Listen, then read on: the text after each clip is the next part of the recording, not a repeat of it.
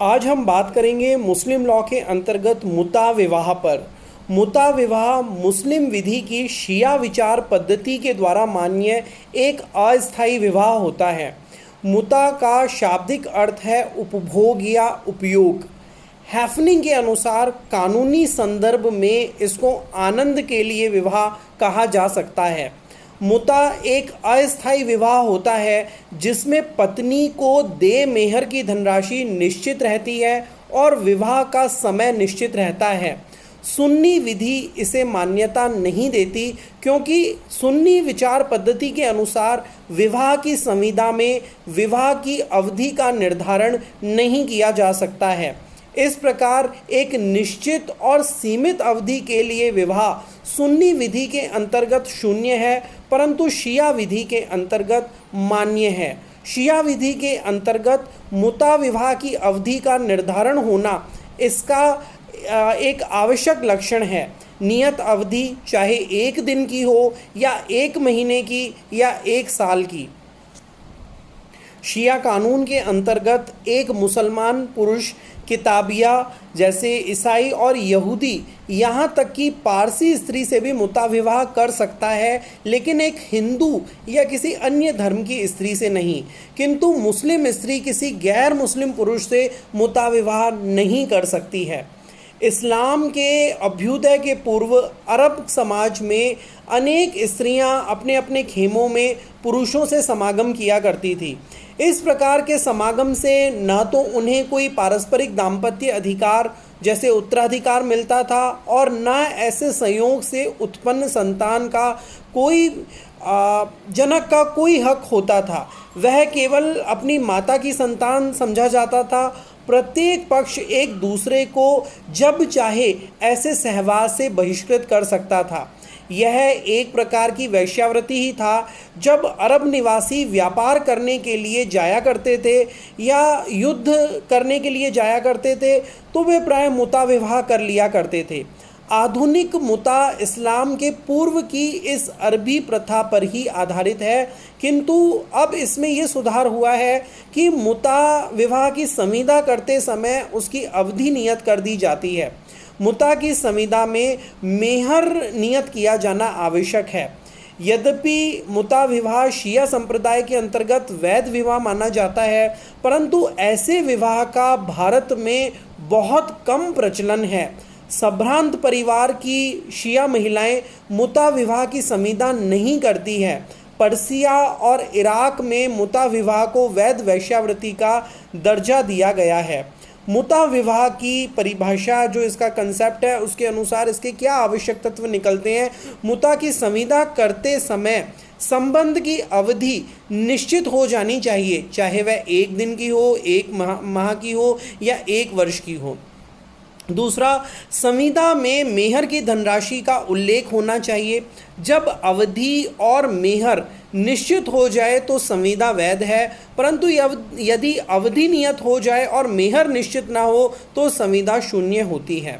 परंतु यदि मेहर नियत हो जाए और अवधि निश्चित ना हो तो संविदा मुता के रूप में शून्य होते हुए भी स्थायी विवाह के रूप में प्रवर्त रह सकती है।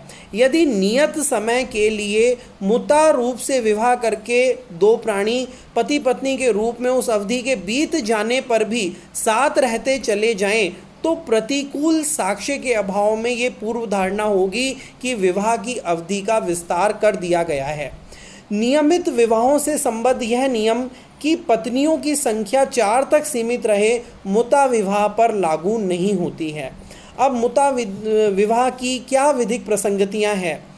पक्षों के बीच पारस्परिक उत्तराधिकार का उद्भव नहीं होता है।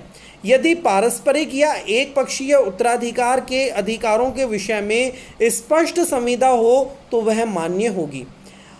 ऐसे विवाह की संतान वैध होती है और माता पिता दोनों से उत्तराधिकार का अधिकार रखती है। नियत अवधि की समाप्ति पर या पारस्परिक सम्मति से या पति या पत्नी में से किसी की मृत्यु हो जाने पर विवाह स्वतः विच्छेद हो जाता है। 3 परिस्थितियों में मुता की स्थिति में विवाह विच्छेद हो जाता है: नियत अवधि की समाप्ति पर, पक्षकारों की पारस्परिक सहमति से, या पति पत्नी में से किसी की मृत्यु हो जाने पर। मुता विवाह में तलाक मान्य नहीं होता है। पति यदि चाहे तो पत्नी को शेष अवधि का दान कर सकता है, इसे हिबाए मुद्दत कहा जाता है। यदि पत्नी नियत समय से पहले पति को त्याग देती है तो पति मेहर का आनुपातिक हिस्सा कम कर सकता है। यदि विवाह पूर्णावस्था को प्राप्त हो जाए तो पत्नी पूर्ण मेहर की अधिकारिणी होती है, और यदि ना प्राप्त हो तो आधे मेहर की हकदारिणी होगी। पत्नी निर्वाहवृत्ति की हकदार नहीं होती, परंतु वह दंड प्रक्रिया संहिता 1973 की धारा 125 के अंतर्गत निर्वाह का दावा कर सकती है। मुता विवाह की अवधि की कोई न्यूनतम सीमा नहीं है। यदि मुता की विवाह की अवधि के बाद भी समागम जारी रहे तो यह समझा जाएगा कि मुता की अवधि का विस्तार हो गया है और अवधि के बाद जन्मी हुई संतान वैध होगी और माता और पिता से दोनों उत्तराधिकार प्राप्त करने की हकदार होगी।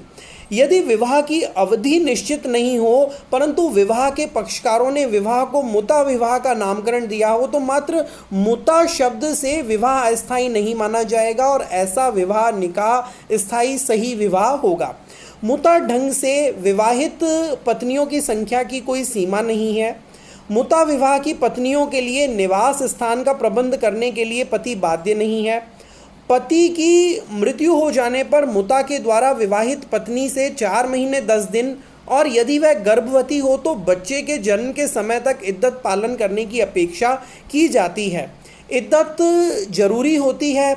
विवाह समाप्ति मृत्यु के द्वारा नहीं की अवस्था में केवल विवाह के समागम कर लेने पर इद्दत जरूरी होती है और उसकी अवधि यदि पत्नी मासिक धर्म होता हो तो 2 मासिक धर्मों तक की होगी और यदि मासिक धर्म नहीं होता हो तो 45 दिन की होगी।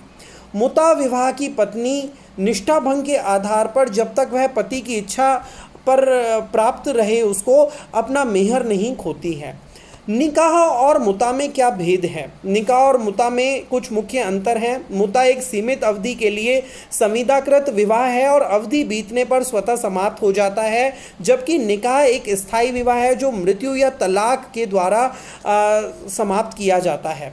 मुता को शिया विधि के अंतर्गत मान्यता प्राप्त है, सुन्नी विधि के अंतर्गत नहीं। निकाह को मुस्लिम विधि की दोनों शाखाओं शिया और सुन्नी के अंतर्गत मान्यता प्राप्त है।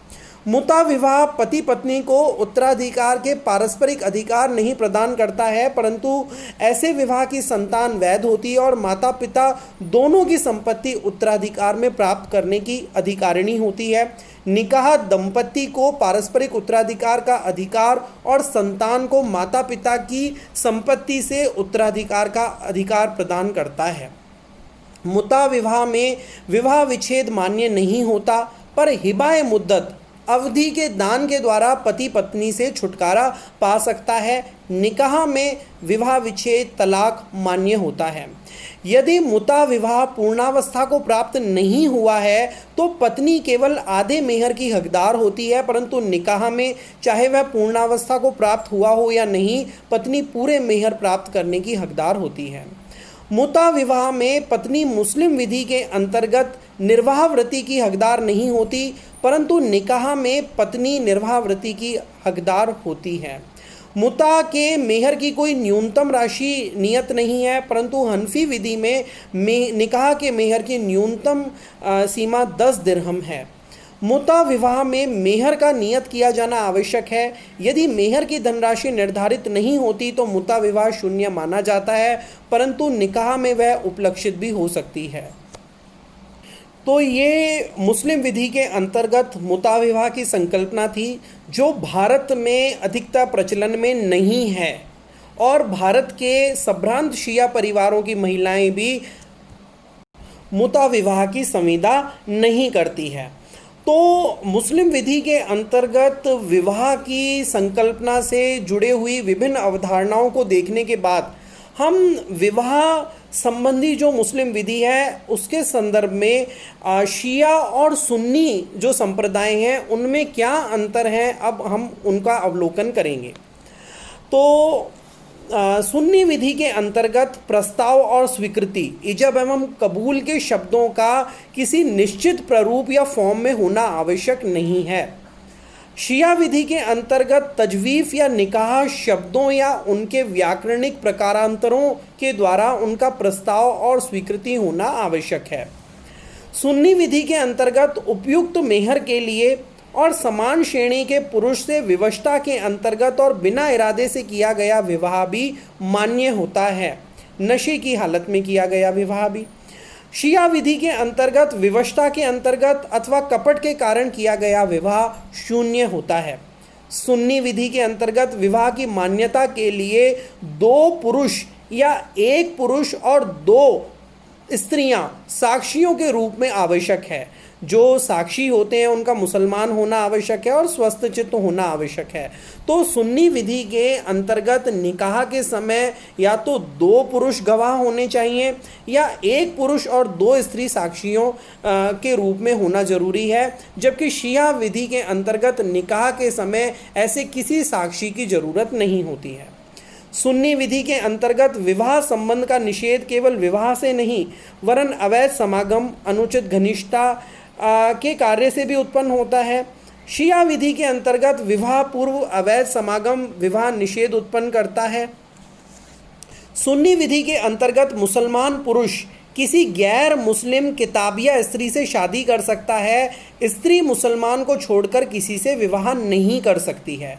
शिया विधि के अंतर्गत पुरुष या स्त्री गैर मुस्लिम को, चाहे वह किताबिया हो या ना हो, निकाह नहीं कर सकते। केवल पुरुष किताबिया स्त्री से मुता विवाह कर सकता है। सुन्नी विधि के अंतर्गत 2 बहनों से या बुआ या मौसी से या भतीजी से पुरुष विवाह नहीं कर सकता। शिया विधि के अंतर्गत पत्नी की भतीजी से, पत्नी की अनुमति से या पत्नी की बुआ से या मौसी से बिना उसकी अनुमति के विवाह किया जा सकता है। सुन्नी विधि के अंतर्गत मासिक धर्म वाली पत्नी का इद्दत काल 3 मासिक धर्मों का और बिना मासिक धर्म वाली पत्नी की इद्दत काल 3 चंद्रमास होता है। शिया विधि के अंतर्गत मासिक धर्म वाली पत्नी का इद्दत काल की अवधि 3 तुर्र। तुर्र ऐसे समय को कहा जाता है जब स्त्री पाक अवस्था में होती है और बिना मासिक धर्म वाली स्त्री की इद्दत का काल 78 दिन का होता है।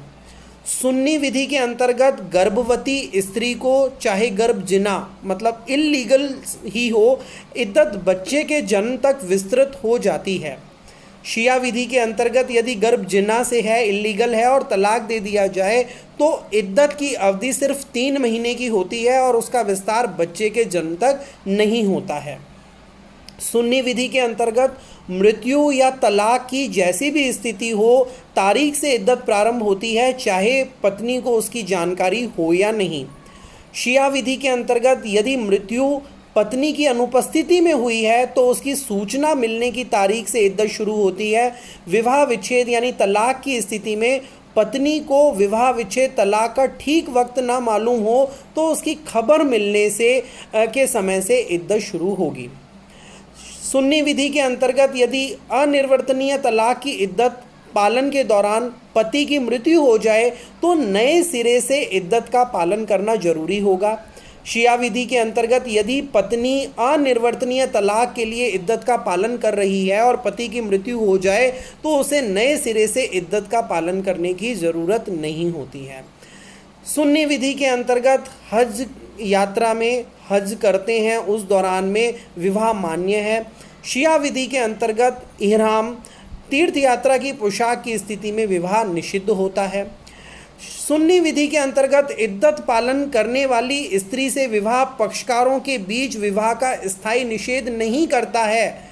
मतलब सुन्नी विधि के अंतर्गत इद्दत का पालन करती हुई स्त्री से किया गया विवाह अनियमित होता है, इर्रेगुलर होता है, जबकि शिया विधि के अंतर्गत यदि इद्दत के दौरान निषेध की जानकारी होते हुए भी समागम किया जाए तो पक्षकारों के बीच विवाह का स्थायी निषेध होता है, वो शून्य विवाह होता है। सुन्नी विधि के अंतर्गत विवाह के 3 प्रकार होते हैं, बातिल, फासिद और सही, मान्य, अनियमित और शून्य। जबकि शिया विधि के अंतर्गत या तो वो बातिल होगा, शून्य होगा या मान्य, सही होगा। सुन्नी विधि के अंतर्गत अस्थायी विवाह, मुता विवाह के लिए कोई अनुमति नहीं है। शिया विधि के अंतर्गत स्थायी या मुता विवाह के लिए अनुमति है। सुन्नी विधि के अंतर्गत मान्य एकांत, खिलवटे उल सही, कई प्रायोजनों के लिए विवाह की पूर्णावस्था माना जा सकता है। जबकि शिया विधि के अंतर्गत मान्य एकांत पूर्णावस्था का प्रतिरूप नहीं माना जाता है। सुन्नी विधि के अंतर्गत यदि कोई वयस्क स्त्री ऐसे संबंधियों के बिना, जो कि यदि वह अवयस्क होती तो उसके वैवाहिक संरक्षक वली होते, तो अपने से निम्न श्रेणी के साथ विवाह की संविदा करती है, तो न्यायालय ऐसे संबंधियों के प्रार्थना पत्र पर विवाह को रद्द कर सकता है। और शिया विधि के अंतर्गत वर का सामाजिक अथवा आर्थिक दृष्टि से निम्न श्रेणी का होना विवाह को रद्द कर दिए जाने का आधार नहीं होता है। तो ये मुस्लिम विधि के अंतर्गत जो वैवाहिक विधि है उसके संबंध में शिया और सुन्नी विधि के बीच में ये मतभेद हैं, ये उनके बीच में डिफरेंस है।